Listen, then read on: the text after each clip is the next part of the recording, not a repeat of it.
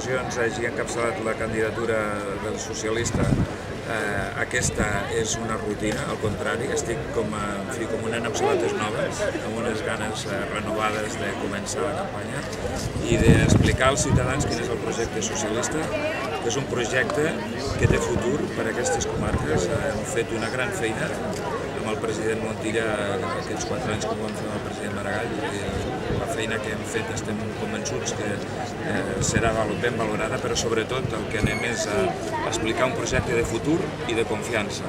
Els ciutadans han de tenir esperança. Nosaltres la tenim i volem contaminar d'esperança als ciutadans en aquesta campanya electoral. El president m'ha deixat sense vacances, però ja les farem més endavant, perquè aquest estiu ens dedicarem a fer això. Amb un parèntesi aquest dissabte per fer el 5 de 8 amb la meva colla castellera, que espero que no procedeixi. I espero que el puguem fer, i amb el compromís del meu cap de colla, que ho decidirà ell, no? Però, en fi, bromes a banda, estem en un projecte que el Camp de Tarragona té futur en economia, l'hem estat construint durant aquests anys, l'hem dotat millor.